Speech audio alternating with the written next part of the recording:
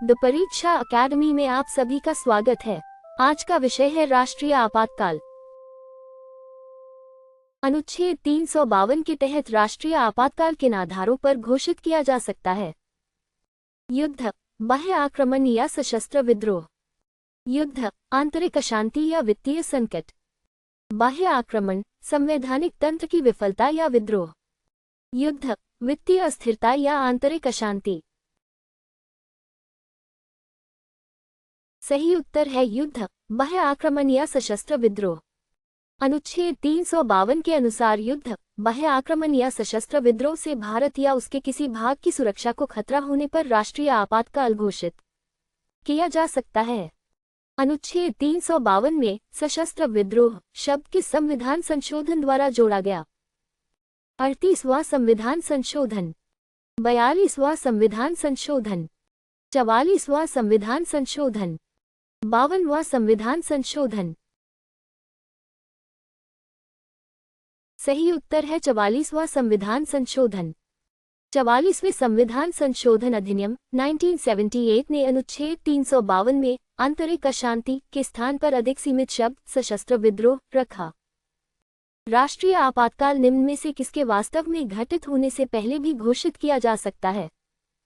केवल युद्ध, केवल बाह्य आक्रमण, केवल सशस्त्र विद्रोह, तीनों निर्दिष्ट खतरों में से किसी के भी। सही उत्तर है तीनों निर्दिष्ट खतरों में से किसी के भी। अनुच्छेद 352 के अनुसार युद्ध, बाह्य आक्रमण या सशस्त्र विद्रोह के वास्तव में होने से पहले भी यदि उसका आसन खतरा हो तो राष्ट्रीय आपातकाल घोषित किया जा सकता है। राष्ट्रीय आपातकाल घोषित करने से पहले किसका निर्णय राष्ट्रपति को लिखित रूप में भेजना आवश्यक है? प्रधानमंत्री, केंद्रीय मंत्रिमंडल, संसद, राष्ट्रीय सुरक्षा परिषद। सही उत्तर है केंद्रीय मंत्रिमंडल। अनुच्छेद 352 के अनुसार प्रधानमंत्री तथा कैबिनेट स्तर के अन्य मंत्रियों से मिलकर बने केंद्रीय मंत्रिमंडल का निर्णय राष्ट्रपति को लिखित रूप में भेजा जाना आवश्यक है। राष्ट्रीय आपातकाल की उद्घोषणा को संसद के दोनों सदनों से कितने समय के भीतर अनुमोदित कराना होता है? 14 दिन, 1 माह, 2 माह, 6 माह। सही उत्तर है 1 माह।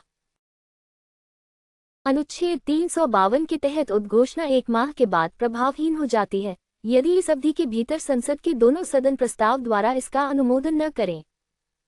राष्ट्रीय आपातकाल के संसदीय अनुमोदन के लिए किस बहुमत की आवश्यकता होती है?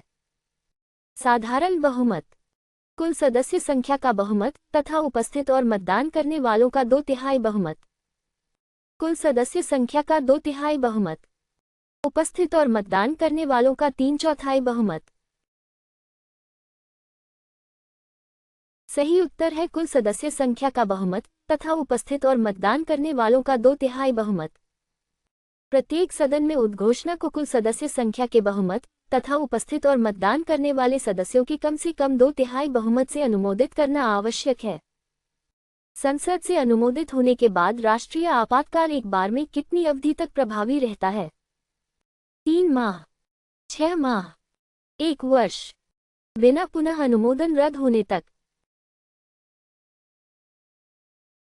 सही उत्तर है 6 माह।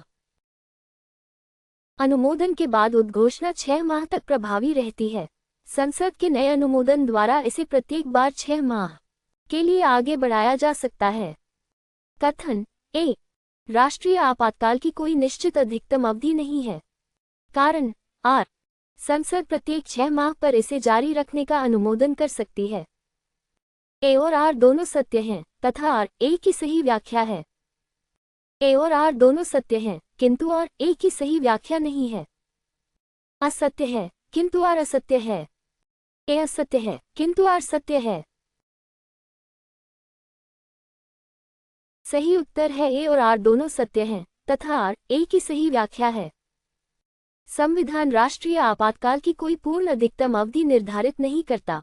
आवश्यक विशेष बहुमत से संसद प्रत्येक 6 माह पर इसका पुनः अनुमोदन करती रहे तो ये जारी रह सकता है। राष्ट्रीय आपातकाल को जारी रखने की अस्वीकृति का प्रस्ताव लोकसभा में किस बहुमत से पारित किया जाता है? साधारण बहुमत, विशेष बहुमत, कुल सदस्य संख्या का 2/3 बहुमत, सर्वसम्मत बहुमत। सही उत्तर है साधारण बहुमत। उद्घोषणा अथवा उसे जारी रखने को अस्वीकार करने वाला लोकसभा का प्रस्ताव साधारण बहुमत से पारित होता है। विशेष बहुमत अनुमोदन और निरंतरता के लिए आवश्यक है, अस्वीकृति के लिए नहीं। निम्नलिखित पर विचार कीजिए। राष्ट्रीय आपातकाल भारत के केवल किसी भाग में लागू हो सकता है। इसके लिए मंत्रिमंडल का लिखित निर्णय आवश्यक है। इसे जारी रखने के लिए प्रत्येक 6 माह पर अनुमोदन आवश्यक है। कौन से सही हैं? केवल 1 और 2, केवल 2 और 3, केवल 1 और 3, 1, 2 और 3। सही उत्तर है 1, 2 और 3। तीनों कथन सही हैं। अनुच्छेद 352 आपातकाल को भारत के किसी भाग तक सीमित रखने, मंत्रिमंडल के निर्णय को लिखित रूप में राष्ट्रपति तक पहुंचाने और इसे जारी रखने के लिए प्रत्येक 6 माह पर संसदीय अनुमोदन का प्रावधान करता है। राष्ट्रीय आपातकाल के दौरान संघ की कार्यपालिका शक्ति किस तक विस्तृत हो जाती है? सभी राज्य विधानमंडलों को भंग करना, राज्यों को कार्यपालिका संबंधी निर्देश देना, सभी राज्यपालों को हटाना, राज्य सरकारों को समाप्त करना। सही उत्तर है राज्यों को कार्यपालिका संबंधी निर्देश देना।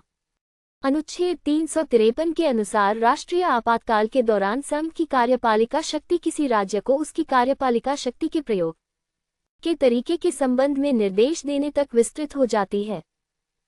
राष्ट्रीय आपातकाल के दौरान संसद को राज्य सूची पर कानून बनाने की शक्ति किस अनुच्छेद से मिलती है? अनुच्छेद 249, अनुच्छेद 250, अनुच्छेद 252, अनुच्छेद 253। सही उत्तर है अनुच्छेद 250। अनुच्छेद 250 राष्ट्रीय आपातकाल की उद्घोषणा प्रभावी रहने के दौरान संसद को राज्य सूची के विषयों पर कानून बनाने की शक्ति देता है। अनुच्छेद 250 के तहत संसद द्वारा बनाया गया कानून सामान्यतः कब प्रभावहीन हो जाता है? आपातकाल समाप्त होते ही, आपातकाल समाप्त होने के 3 माह बाद, आपातकाल समाप्त होने के 6 माह बाद, आपातकाल समाप्त होने के 1 वर्ष बाद। सही उत्तर है आपातकाल समाप्त होने के 6 माह बाद। अनुच्छेद 250 के तहत संसद द्वारा बनाया गया कानून आपातकाल समाप्त होने के 6 माह बाद प्रभावहीन हो जाता है, हालांकि पहले किए गए या न किए गए कार्यों पर इसका प्रभाव बना रहता है। राष्ट्रीय आपातकाल के दौरान राजस्व वितरण में परिवर्तन की अनुमति कौन सा अनुच्छेद देता है? अनुच्छेद 352, अनुच्छेद 353, अनुच्छेद 354, अनुच्छेद 355। सही उत्तर है अनुच्छेद 354। अनुच्छेद 354 राष्ट्रपति को राष्ट्रीय आपातकाल के दौरान संघ और राज्यों के बीच राजस्व वितरण से संबंधित प्रावधानों के अनुप्रयोग में परिवर्तन करने की शक्ति देता है। अनुच्छेद 358 तब प्रभावी होता है जब राष्ट्रीय आपातकाल किस आधार पर घोषित किया गया हो? केवल सशस्त्र विद्रोह, युद्ध या बाह्य आक्रमण, वित्तीय अस्थिरता। अनुच्छेद 352 के किसी भी आधार पर। सही उत्तर है युद्ध या बाह्य आक्रमण। 44वें संशोधन के बाद अनुच्छेद 358 केवल युद्ध या बाह्य आक्रमण के आधार पर घोषित राष्ट्रीय आपातकाल में प्रभावी होता है, सशस्त्र विद्रोह के आधार पर नहीं। अनुच्छेद 358 विशेष रूप से किस मौलिक अधिकार को प्रभावित करता है? अनुच्छेद 14, अनुच्छेद 19, अनुच्छेद 21, अनुच्छेद 32। सही उत्तर है अनुच्छेद 19।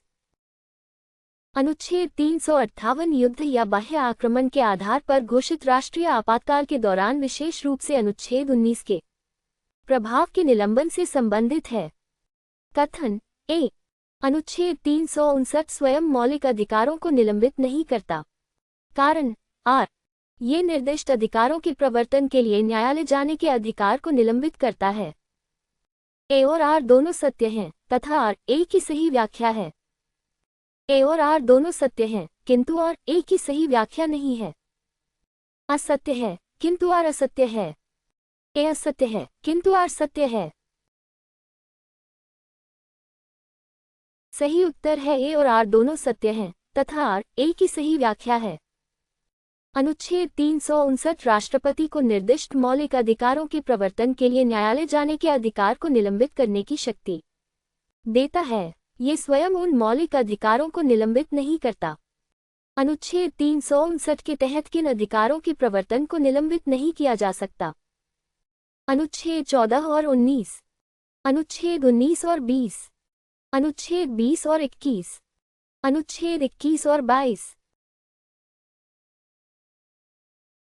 सही उत्तर है अनुच्छेद 20 और 21। 44वें संशोधन ने अनुच्छेद 20 और 21 को अनुच्छेद 359 के तहत राष्ट्रपति की प्रवर्तन हेतु न्यायालय जाने के अधिकार को निलंबित करने की शक्ति से बाहर रखकर सुरक्षित किया। राष्ट्रीय आपातकाल के दौरान संसद लोकसभा का कार्यकाल किस प्रकार बढ़ा सकती है? एक बार में 6 माह, एक बार में 1 वर्ष, एक बार में 2 वर्ष, एक बार में असीमित अवधि तक। सही उत्तर है एक बार में 1 वर्ष। राष्ट्रीय आपातकाल के दौरान संसद कानून द्वारा लोकसभा के सामान्य कार्यकाल को एक बार में 1 वर्ष तक बढ़ा सकती है। ऐसा विस्तार आपातकाल समाप्त होने के 6 माह से आगे जारी नहीं रह सकता। निम्नलिखित पर विचार कीजिए। अनुच्छेद 358 केवल युद्ध या बाह्य आक्रमण वाले आपातकाल में लागू होता है। अनुच्छेद 359 अनुच्छेद 20 और 21 को छोड़कर निर्दिष्ट मौलिक अधिकारों को आच्छादित कर सकता है। अनुच्छेद 358 के लिए अलग राष्ट्रपति आदेश आवश्यक होता है। कौन से सही हैं? केवल 1 और 2, केवल 2 और 3, केवल 1 और 3, 1, 2 और 3। सही उत्तर है केवल 1 और 2। कथन 1 और 2 सही हैं। संबंधित राष्ट्रीय आपातकाल लागू होने पर अनुच्छेद 358 स्वतः प्रभावी होता है और इसके लिए अलग राष्ट्रपति आदेश की आवश्यकता नहीं होती, जबकि अनुच्छेद 359 राष्ट्रपति के आदेश के माध्यम से लागू होता है। भारत में अब तक राष्ट्रीय आपातकाल कितनी बार घोषित किया गया है? 2 बार, 3 बार, 4 बार, 5 बार। सही उत्तर है 3 बार। भारत में राष्ट्रीय आपातकाल 3 बार 1962, 1971 और 1975 में घोषित किया गया है। वर्ष 1962 में घोषित राष्ट्रीय आपातकाल का आधार क्या था? आंतरिक अशांति, बाह्य आक्रमण, सशस्त्र विद्रोह, वित्तीय अस्थिरता। सही उत्तर है बाह्य आक्रमण। 1962 का राष्ट्रीय आपातकाल चीन के साथ संघर्ष के दौरान बाह्य आक्रमण के आधार पर घोषित किया गया था। दिसंबर 1971 में घोषित राष्ट्रीय आपातकाल का आधार क्या था?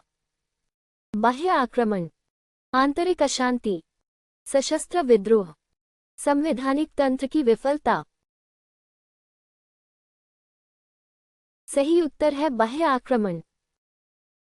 दिसंबर 1971 का आपातकाल भारत पाकिस्तान युद्ध के संदर्भ में बाह्य आक्रमण के आधार पर घोषित किया गया था। जून 1975 में घोषित राष्ट्रीय आपातकाल का आधार क्या था? युद्ध, बाह्य आक्रमण, आंतरिक अशांति, सशस्त्र विद्रोह। सही उत्तर है आंतरिक अशांति। 1975 का आपातकाल उस समय संविधान में उपलब्ध आधार आंतरिक अशांति पर घोषित किया गया था। बाद में 44वें संशोधन ने इस शब्दावली को सशस्त्र विद्रोह से प्रतिस्थापित कर दिया। राष्ट्रीय आपातकाल को जारी रखने के लिए प्रत्येक 6 माह पर संसदीय अनुमोदन की व्यवस्था किस संशोधन ने की? 38वां संशोधन, 42वां संशोधन, 44वां संशोधन, 59वां संशोधन। सही उत्तर है 44वां संशोधन। 44वें संविधान संशोधन ने अनुच्छेद 352 के दुरुपयोग के विरुद्ध सुरक्षा उपाय मजबूत किए, जिनमें प्रत्येक 6 माह पर संसदीय अनुमोदन की व्यवस्था भी शामिल है।